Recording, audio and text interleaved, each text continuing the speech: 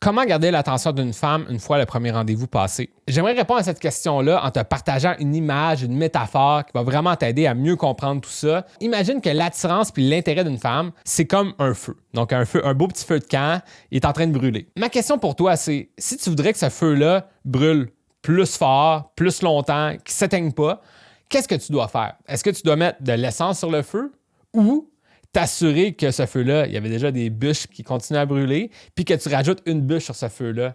Évidemment, c'est la deuxième réponse. Puis je pense que des fois, les hommes sont dans cette mentalité-là de faire un peu comme la première réponse, donc se dire, ce feu-là, il pourrait s'éteindre à tout moment, donc je dois absolument le rallumer. Donc je dois constamment envoyer des messages, je dois garder son attention, comme dit la question. Et c'est pas vraiment la bonne mentalité. Ce que tu veux faire, c'est créer ce désir-là d'apprendre à te connaître, cette curiosité-là, cette envie-là de te rencontrer. Dès le départ, il y a comme un potentiel que tu concrétises à travers les échanges que tu as avec elle. Puis vraiment, cet investissement-là émotionnel qu'elle a envers toi va grandir de plus en plus parce qu'elle va échanger avec toi, elle va voir que tu es une personne intéressante, elle a envie de te rencontrer. Une fois que tu la rencontres, elle a aimé ce premier rendez-vous-là, elle est curieuse d'en savoir plus pour la suite.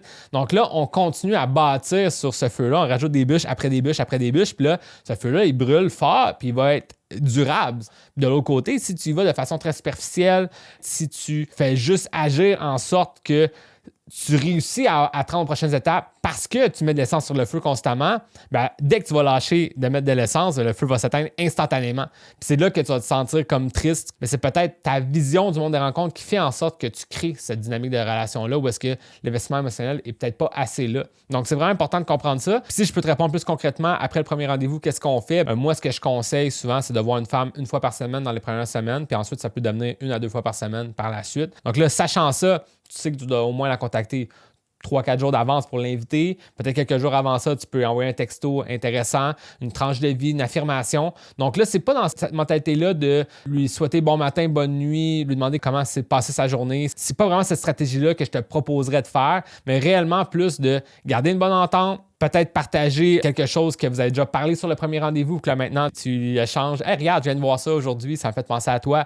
ce genre de truc-là. Puis ensuite, te rendre à la revoir. Donc, vraiment une extension de la bonne entente que vous aviez déjà ensemble.